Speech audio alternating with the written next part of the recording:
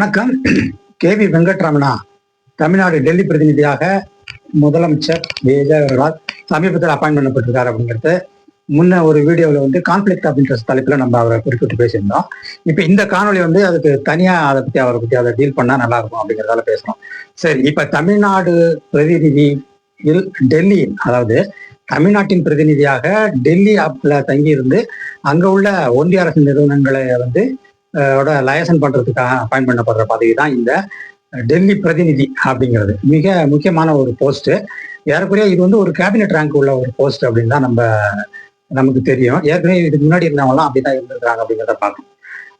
ஆக இப்ப ஏற்கனவே உள்ள ஒரு அப்பாயின்மெண்ட் மாதிரி இதை விட்டுட்டு போனா என்ன, இதுல என்ன உங்களுக்கு மிகப்பெரிய விளக்கம் எல்லாம் தேவைப்படுது, ஏன் இதை நீங்க விளக்கணுமா அப்படிங்கிற கேள்வி உங்களுக்கு வரலாம். ஆனா இதை கண்டிப்பாக இதை வந்து வேற ஒரு ஆங்கிள் இதை பேசிதான் ஆகணும். கான்ஃபிளிக்ட் ஆஃப் இன்ட்ரெஸ்ட் ஆங்கிள் நம்ம அதை தனியா சொல்லிட்டோம்.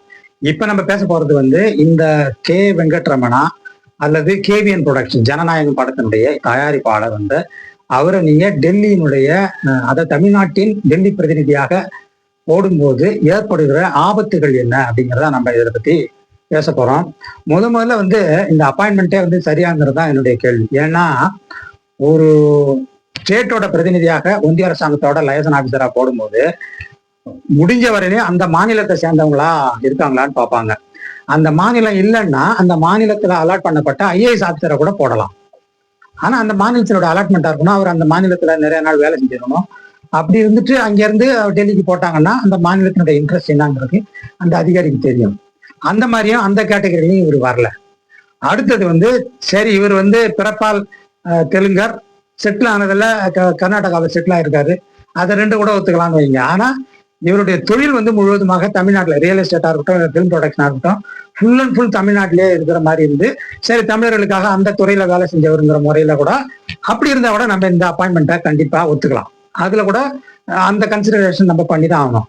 ஆனால் இப்போ வந்து இவருடைய இப்ப கரண்ட் சிச்சுவேஷன் என்னன்னா, இவர் ஒரு தெலுங்கர், இவர் வந்து சின்ன வயசுலயே பெங்களூர்ல போய் செட்டில் ஆகி அங்க ரியல் எஸ்டேட்ல வேலை பார்த்து அங்க இருந்து வந்து சினிமா ப்ரொடக்ஷன் கடைசியா வந்திருக்காரு அப்படின்றத பாக்குறோம். இன்னும் ரியல் எஸ்டேட் இவர் பெங்களூர்ல பண்ணிட்டு தான் இருக்கு அப்படின்றத பாக்குறோம். ஸோ இவருடைய ஒர்க் ஸ்பாட்டு இல்ல ஃபீல்ட் ஆஃப் ஒர்க் வந்து கம்ப்ளீட்லி கர்நாடகம் தான். அதுல எந்த சந்தேகமும் இல்லை. தமிழ்நாட்டுல தமிழ் கூட பேச கூட தெரியுமான்னு எனக்கு தோணல. இந்த மாதிரி உள்ள ஒரு ஆளை வந்து டெல்லியில தமிழ்நாட்டு பிரதிநிதியா அப்பாயின்ட் பண்றதுக்கான தேவை என்ன, அதற்கான அவசியம் என்ன? இல்ல இப்ப இவரை தவிர வேற யாருமே தமிழ்நாட்டுல கிடைக்கலையா? இல்ல தமிழ் தெரிஞ்ச அல்லது தமிழராக இருக்கின்ற இல்ல தமிழ்நாட்டில் பணிபுரியக்கூடிய மற்ற மாநிலத்தை சேர்ந்த அதிகாரிகள் வந்து வேற யாருமே கிடைக்கலையா? கிடைக்காத பட்சத்துல இவர் என்ன ஒரு மிகப்பெரிய அபூர்வமான ப்ராடக்டா இவரை வந்து அப்பாயின்ட் பண்ணலன்னா தமிழ்நாட்டோட இன்ட்ரெஸ்ட் எல்லாமே போயிடுமா? தமிழ்நாட்டுக்கு லைசன் பண்றதுக்கு வேற நல்ல ஆபீசரே கிடைக்க மாட்டாங்களா அப்படிங்கிற கேள்விகளெல்லாம் வந்து நம்ம கேட்டுதான் ஆகணும். ஏன்னா இப்ப இவரை வந்து ஆலப்ப தடவை இவரை அப்பாயின்ட் பண்றாரு. அப்படி இருக்கும்போது இந்த கேள்விகளை நம்ம கேட்டுதானே ஆகணும். இது ஒரு புறம் இருக்க, இவர் அப்பாயின்ட் பண்றதால தமிழ்நாட்டுக்கு என்னென்ன பாதங்கள் ஏற்படும்னா, இப்ப மேகதாது பிரச்சனை வந்து பற்றி எரிஞ்சுக்கிட்டு இருக்கு அப்படிங்கிறத பாக்குறோம். அது வந்து இப்ப ஏற்பட்ட பிரச்சனை. ஆனால் பல நூறாண்டுகளாக இருக்கிற பிரச்சனை வந்து காவிரி நதிநீர் பங்கீட்டு பிரச்சனை. அது ரொம்ப நாளா இருக்கு. ரொம்ப ஃபைட்டுக்கு பிறகுதான் வந்து நதிநீர் ஆணையம் அமைக்கப்பட்டு அதுல இருந்து குறிப்பிட்ட அளவு தண்ணி வந்து வருஷத்துக்கு திறந்து விடணும் அப்படிங்கிற ஒரு அபிஷியலான சுப்ரீம் கோர்ட் ஆர்டரை நம்ம வாங்கியிருக்கோம். அது காவிரி நதிநீர் ஆணையத்திட்ட இருக்கு. அதுல திரும்ப திரும்ப அந்த குறிப்பிட்ட அளவு தண்ணியை வாங்குறதுக்கு நம்ம போராடி தான் வாங்குறோம் அப்படிங்கிறது அது ஒரு பக்கம். அந்த சூழல். ஸோ நதிநீர் பிரச்சனை வந்து நமக்கு தொடர்ந்து இருக்கு. ஈவன் வந்து இப்ப பாலாற்று விஷயத்துல கூட நமக்கு அவங்களோட ஒரு பிரச்சனை இருக்கு. அப்புறம் நம்ம தென்பெண்ணை ஆறு அந்த ரிவர் கூட கர்நாடகாலாம் தோன்றுது. அதுல அப்கோர்ஸ் வந்து நமக்கு அவ்வளவு பிரச்சனை கிடையாது. அதுல வந்து தேக்கி வைக்கிறதுக்கு அவங்களுக்கு மிகப்பெரிய டேம்லாம் கிடையாது, நேரடியாக வந்துருந்து வைங்க. ஆக எது எங்க இருந்தாலும் ஒரு இன்டர்ஸ்டேட் ரிலேஷன் ப்ராப்ளம் இருக்கு, ஒரு டிஸ்பியூட் இருக்கிற ஒரு ரெண்டு மாநிலத்துல இருந்து இருக்கிற ஒரு ஆசாமியை வந்து நீங்க தமிழ்நாட்டோட பிரதிநிதியா அப்பாயின்ட் பண்றீங்கன்னா உங்களுக்கு எவ்வளவு வந்து எகத்தாளம் இருக்கும். ஆனா தமிழர்கள் வந்து அவ்வளவு ஏமாறிடலாம். இல்ல அவங்க முதுகுல நீங்க என்ன சவாரி வேணாலும் பண்ணாலும் அவங்க ஒத்துக்குவாங்களா, அல்லது அவங்க அவ்வளவு தூரம் இடிச்ச வயர்களா இருக்காங்களா அப்படிங்கிறத நம்ம இந்த நேரத்துல கேட்கிறோம்.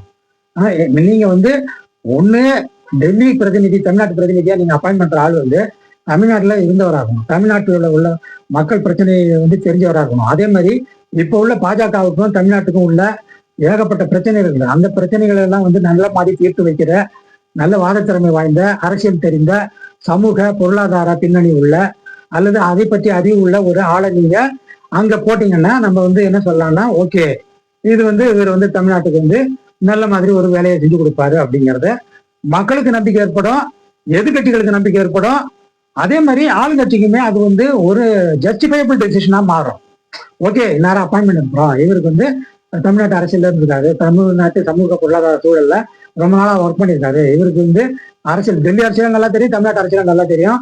அதே சமயம் டெல்லியில வந்து அவங்களோட லைசன்ஸ் பண்றதுக்கு இவர் ஏற்ற அதிகாரி, நல்ல ஒரு லாபிஸ்ட் இவரு, இப்படிங்கிற மாதிரி பல்வேறு விதமான தளங்கள்ல பல்வேறு கேள்விகளை கேட்டு அதுக்கெல்லாம் வந்து எஸ் அப்படிங்கிற ஆன்சர் இருக்கும்போது தான் வந்து நம்ம இந்த காரியத்துல இறங்கணும்.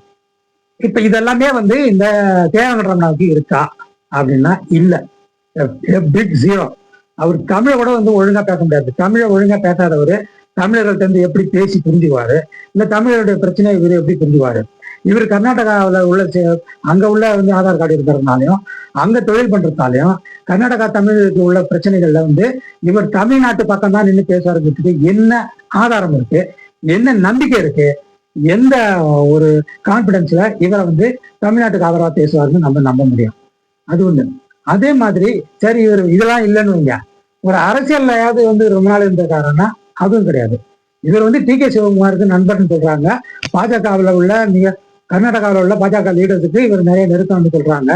தமிழ்நாட்டில் இவருக்கு விஜய்க்கு நெருக்கம். அவ்வளோ விஜய்க்கு நெருக்கம்னா என்ன, அவருடைய ப்ரொடியூசரு அவருக்காக ஒரு படம் பண்ணாரு, அதுல லாஸ் ஆயிடுச்சு. இது மட்டும் தான் இவங்க ரெண்டு பேருடைய ரிலேஷன்ஷிப். இந்த மாதிரி ஒரு சூழல்ல வந்து இந்த மாதிரி ஒரு ஆசாமியை வந்து தமிழ்நாட்டு நலன்களை பாதுகாக்கக்கூடியவர், தமிழ்நாட்டுக்காக பேசுவார், தமிழ்நாட்டு அரசியலை வந்து அங்க உள்ளவங்களுக்கு புரிய வைப்பார், கர்நாடகா பக்கம் நிற்க மாட்டார் அப்படிங்கிறதுக்கு எந்த முகாந்திரமும் கிடையாது. நம்ம வந்து இதை வேணா நம்ம சொல்லிக்கலாம், என்ன சொல்லிக்கலாம், விஜய்க்கு ஃப்ரெண்டு அதனால அவரை போட்டாருன்னு என்ன சொல்லிக்கலாமே ஒழிய அவர் ஃபிலிம் ப்ரொடக்ஷனும் வந்து எக்ஸ்பீரியன்ஸ் இருக்கு, அதே மாதிரி ரியல் எஸ்டேட்ல எக்ஸ்பீரியன்ஸ் இருக்குன்னு சொல்லலாமே ஒழிய மற்ற வழியில் இவர் எந்த வழியிலுமே வந்து தமிழ்நாட்டு நலன்களை பாதுகாக்கக்கூடியவர் என்பதற்கான எந்த முகாந்திரம் இப்போதைக்கு நமக்கு இல்லை.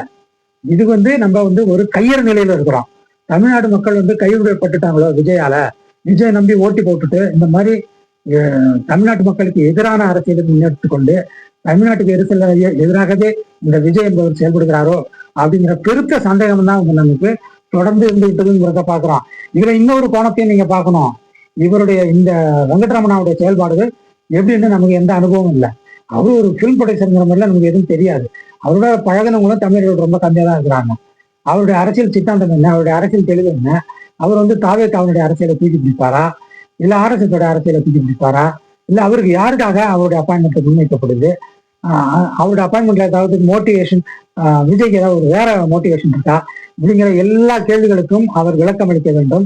இதை தமிழர்கள் கேள்வி கேட்கணும். இதை வந்து ஒரு முக்கியமான ஒரு போராட்டமா முன்னெடுக்கணும். ஒரு மக்கள் திரள் போராட்டமாகவோ எதிர்கட்சிகள் மூலமாக நிர்பந்தப்படுத்தியோ இல்ல தாவேக்காவிலே உள்ள கொஞ்சம் யோசிக்க தெரிஞ்சவங்களை வச்சாவது இந்த அப்பாயின்மெண்ட்டை வந்து நம்ம நல்லிவை பண்ணணும். இது வந்து இந்த அப்பாயின்மெண்ட் வந்து ரிமூவ் பண்ணப்பட வேண்டும்ங்கிறதான் நம்ம வந்து தொடர்ந்து சொல்லிக் கொள்கிற விரும்ப கருத்தாகும். அடுத்தடுத்த அமர்வுல இடங்களை பார்ப்போம். நன்றி, வணக்கம்.